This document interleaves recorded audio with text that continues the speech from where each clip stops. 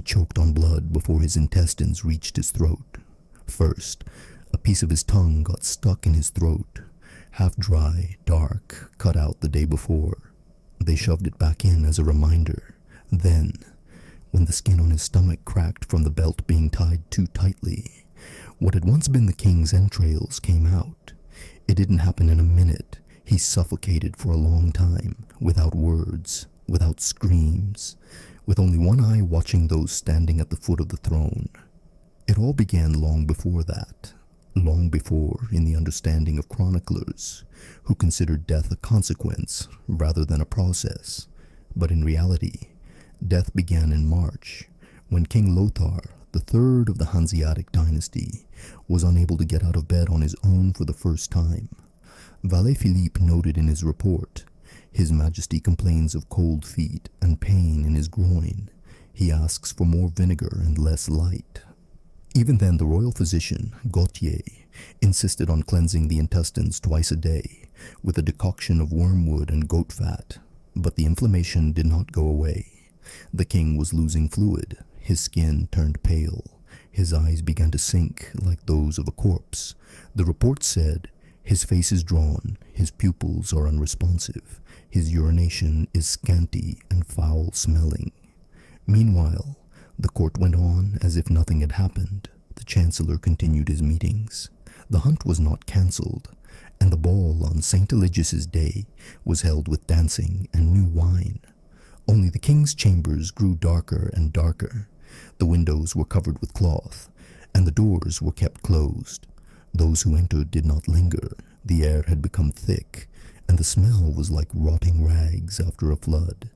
In May, the king stopped speaking. His lips moved, but no one understood his words. His servant Jean testified, "He is muttering something, and it repeats like a spell." Later, he disappeared, on the same night that the king tried to get up but fell, vomiting dark mucus.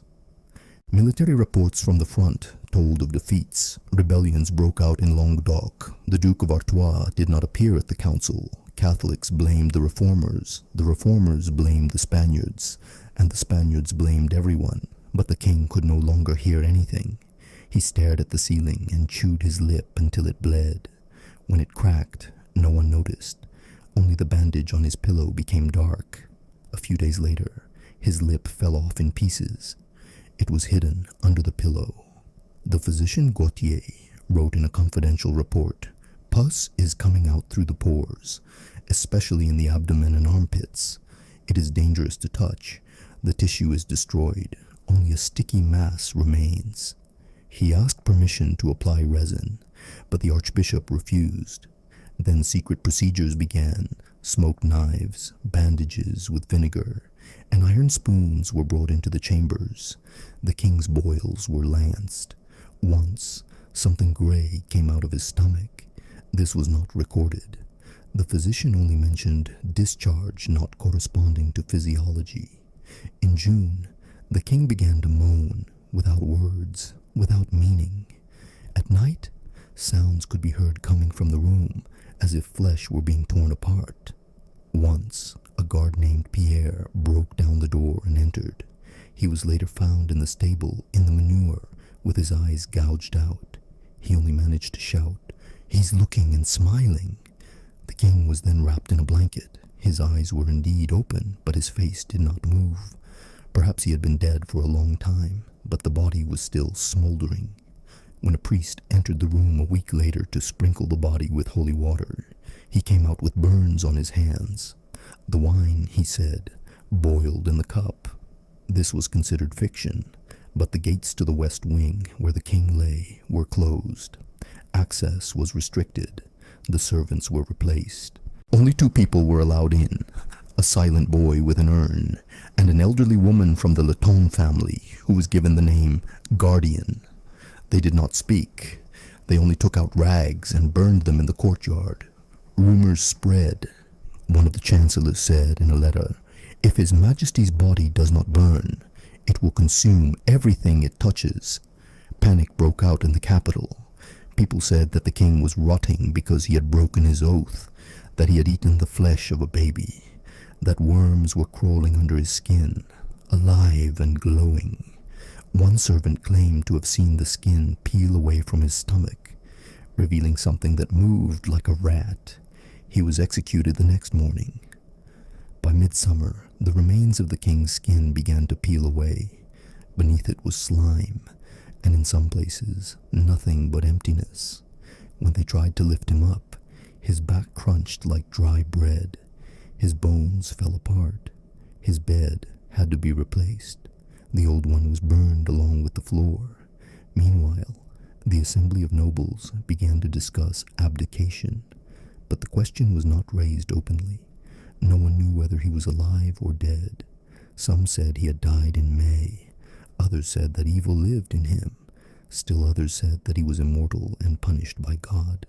The physician Gautier was questioned in secret. He declared, "His body is not decaying, but it is not alive. It is rotting and breathing. This is not a disease, it is a curse." It was then that the archbishop decided to cut out the king's tongue.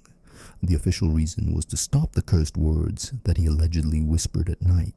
The tongue was cut out in the presence of 3 people. He did not scream, he only wheezed. Black pus flowed from his mouth. His tongue was placed in an urn and taken to a monastery. The next morning, the king's ears were bandaged. The servant who changed the bandages was later found hanged. Carved on his chest with a knife were the words, "Now he hears better."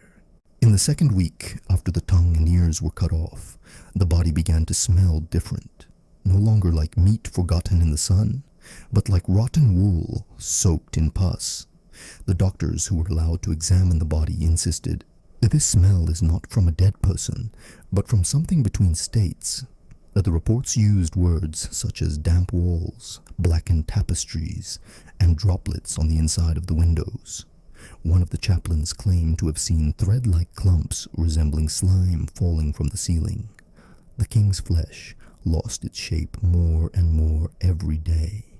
This was especially true in the lower abdomen, where an ulcer appeared after the first incisions. At first, the size of a coin, then the size of a palm, and then it spread to the entire lower abdomen. A cloudy liquid flowed from it, in which movement was sometimes noticed. A surgeon, secretly summoned from Reims, wrote in his report, "When cleaning the edges of the wound, they do not hold together. The flesh is soft, and there is emptiness under the skin." At his request to use red-hot iron, the archbishop replied categorically, "We do not burn the crowned body, we pray." Meanwhile, new guards were posted in the corridors of the castle. No one except those assigned was to even approach the locked room. Anyone caught eavesdropping had the skin torn from their palms. This happened to a junior scribe from Langres, who claimed to have heard muffled footsteps and dog barking behind the door of the king's chambers. When questioned, he said only one thing: "He's coming. He's still coming." In the 3rd week of July, the body began to pulsate.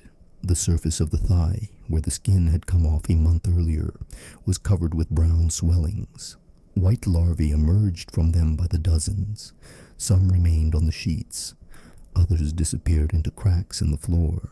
One of the orderlies who collected the dead worms later fell ill with a fever and died. His body was burned without ceremony. Dr. Gautier wrote, "They are not worms. They have no heads, but they move consciously." No one still called the king by name. In official documents, he became His Highest Sickness. In diplomatic reports, he was referred to as the one who still lies, but everyone already understood. Power was slipping away. 3 lines of heirs gathered at the castle. Count Lodovic arrived with his personal guard. The Burgundians sent 2 sons. Ambassadors from Naples proposed a compromise, a temporary regency, until the body had completely cooled, but the bishop refused. "While the flesh is warm, the spirit is within it. We will not violate God's law." Servants complained of sores that appeared after staying near the door to the chambers. One of them showed his back, covered with scabs and abrasions. The priest said, "These are the marks of the devil." The candles in the eastern corridor would not light. Vinegar no longer helped. Even the silver censers turned black. Then it was decided to move the body to the lower chambers, but the attempt failed. When 5 guards entered the room to cover the king with a cloak and roll him out on a stretcher, one of them began to shout, "He's empty! He's empty inside!" Another dropped his torch. A fire broke out. It was quickly extinguished, but the smell grew stronger. One of the witnesses wrote in his personal notes, "The rot came out of the walls, not from the flesh." After that, orders were given to seal the room permanently. The door was bricked up. Holy icons were placed around it, doused with olive oil, and fumigated. The archbishop wrote, "This is now a coffin, not a chamber." But the body continued to live. This word appeared more and more often in letters. The fabric on the stomach stuck to the ulcers, from which a liquid similar to rotten egg white seeped out. The monk's report said, "We observe breathing without breath. The sheet moves, but the chest is dead." Later, it was confirmed that the movement did not come from the chest. It was coming from the lower abdomen, from where the gap gaped. New shapes emerged from there. Not insects, not snakes. Once, a monk poured vinegar on it, and it hissed. They tried to sprinkle holy water on the king, but it evaporated in the air. Then the rituals began. Brothers from the monastery of St. Remy arrived, bringing ancient texts about living decay. They prayed for 3 nights. On the 4th night, one of them disappeared. The second locked himself in a room and shouted, "His soul is here now." He was found hanged. Beneath him was a parchment with the words, "He did not forgive." The queen, who was officially absent from court, wrote a letter.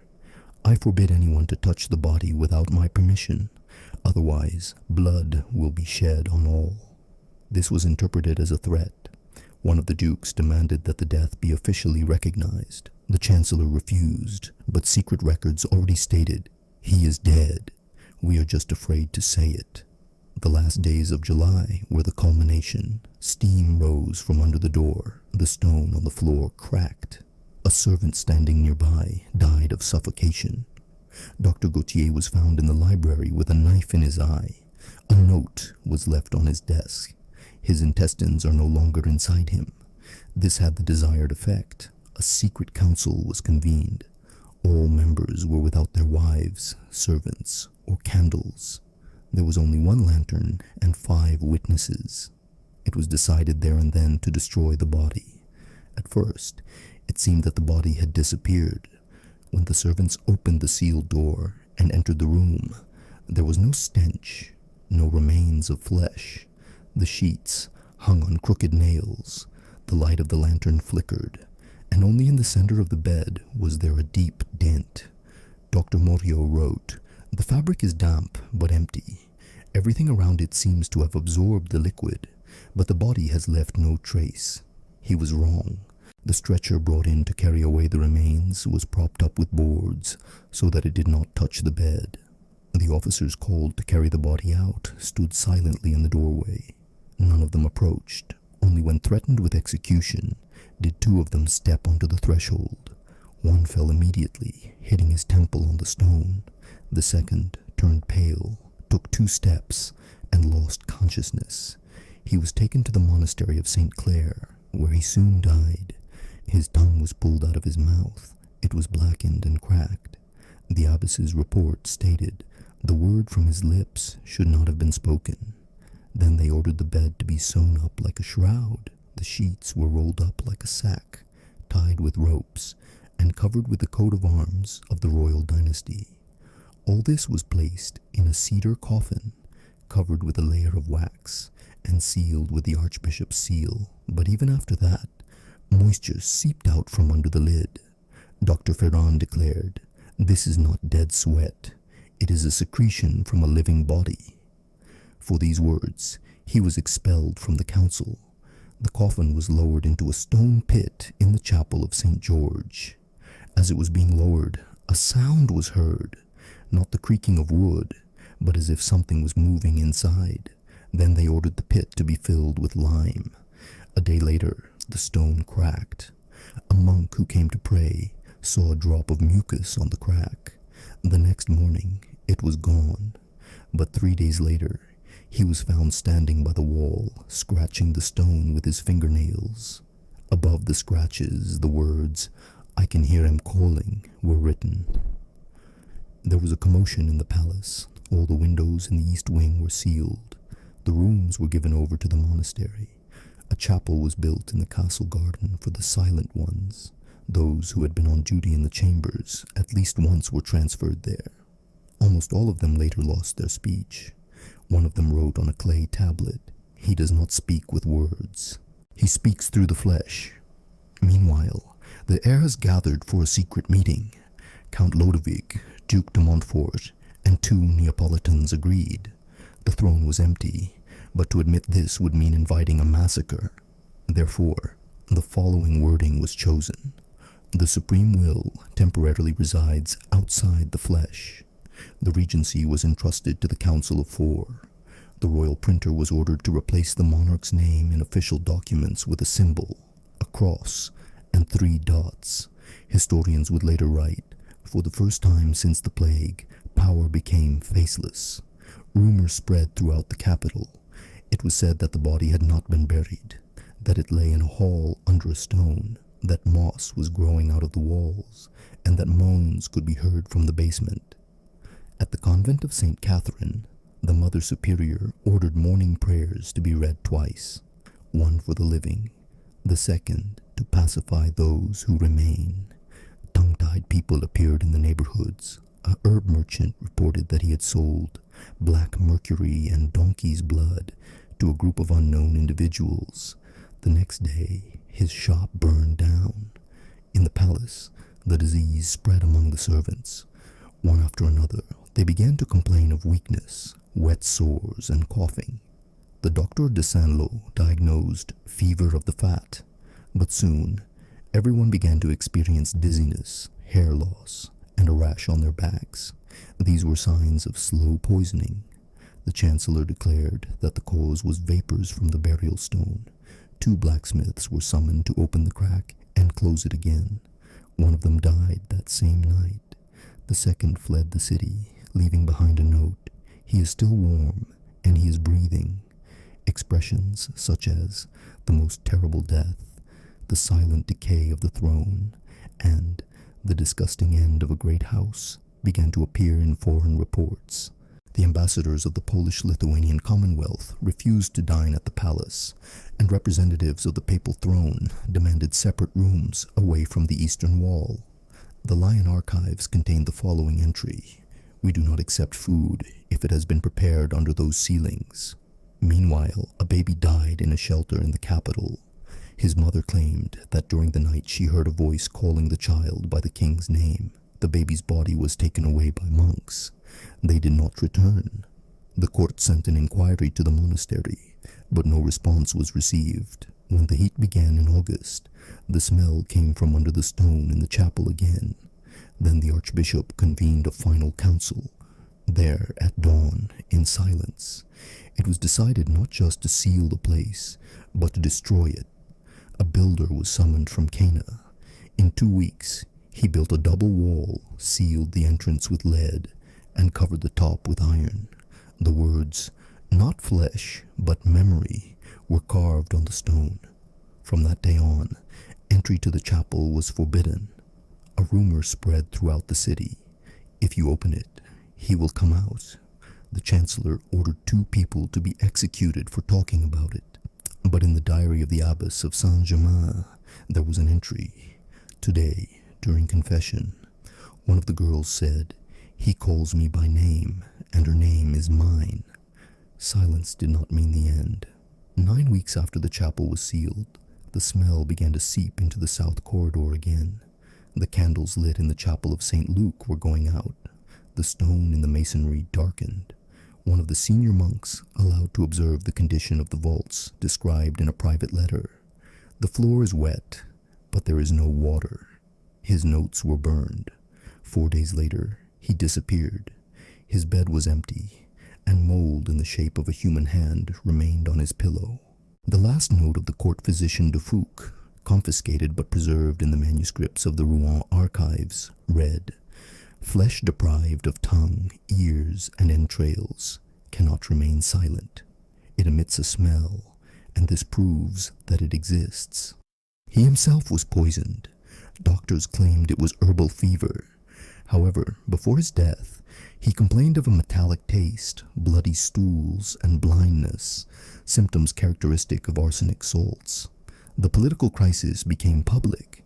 The prince of the Salian dynasty laid claim to the throne, citing the absence of a living will for more than 8 weeks. The Duke of Navarre began to gather troops. The mayor of Paris was ordered to prepare an evacuation route for the council. The archbishop proposed to officially declare the queen dead, but the church refused to sanctify this decision without access to the body. The report of the bishop of Tours stated, "We will not sanctify decay. We will sanctify only death." Meanwhile, complaints began to arrive from monasteries. At the Abbey of St. Paul, filth in the wells and a stench at night were discovered. The nuns of the Abbey of St. Catherine claimed that one of the girls heard whispering through the floor. A priest conducting a service in Saint Denis said that a candle on the altar cracked as if it had sighed. Rumors spread. One of the scribes committed suicide, writing, "She whispers in my dreams."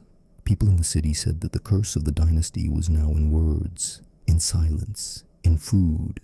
Meat in the markets began to rot faster.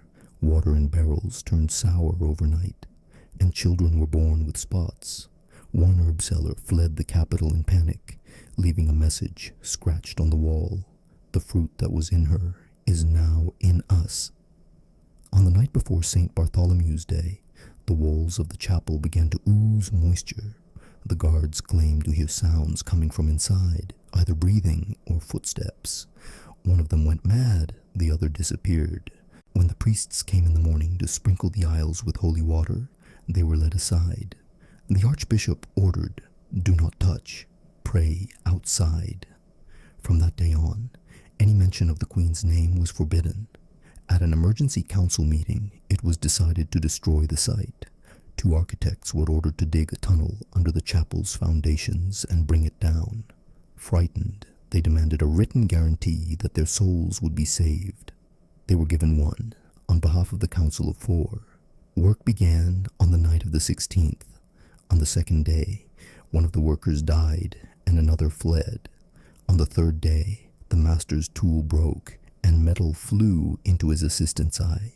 He died in agony. Before he died, he said, "She is watching from the stone." By the morning of the 21st, the chamber was ready to be blown up. But when they first lit the fuse, it didn't catch. They tried 3 times. Only on the 4th try did there be a dull thud, and the walls of the chapel collapsed. When the dust settled, thick, heavy steam rose from the rubble. One of the witnesses, the Marquis de Saint-Just, wrote, "It was not smoke, it was breath, heavy, slow, like that of rotting cattle." He was poisoned the next day. The official cause of death was carelessness in the bath. The court reacted quickly.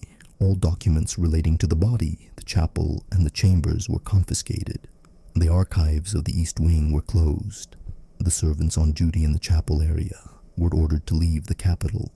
One of them was later found dead at the city gates, his tongue cut out and his ears cut off. On the same day, the Council of 4 officially announced, "The throne is vacant." The word "death" wasn't used in the statement. A new order was established. Power was transferred to the princes according to blood. The name of the former queen was removed from all records. Even on the tapestry hanging in the Hall of the Seal, her image was burned and replaced with an empty silhouette. The people were silent, but monks in the suburbs read prayers for protection from what remains. A new line appeared in church books: "The woman who did not die but does not live." In the villages, people began to build cleansing fires. They burned sheets, furniture, even walls, if someone from the house had served in the Eastern Wing. Fear was total. A report from the Portuguese ambassador, intercepted in Lyon, stated, "They say she is gone, but everyone who has seen her knows that she is still here." A monk and philologist from the Abbey of Beauvais wrote in a treatise, "Her name has been cut out, but that does not mean she is gone. It means that no one dares to name her." The east wing of the palace was never rebuilt. In its place is a scorched site, covered with salt and wax. Guards stood there until spring. Then they disappeared. Some said that steam rose from the site at night. Others said that something was breathing underground. 8 months after the chapel was destroyed, the archbishop died. His body was found in his office. His ears had been cut off. His tongue had been torn out. There was a gash in his chest, from which his own intestines protruded. Scratched into the wall with fingernails were the words, "This was the Queen." Thus ended the silent decay of the throne, and began an era that chroniclers would later call the Time of Emptiness. For it was, but no one dared say what, ибо она была, но никто не смел сказать кем.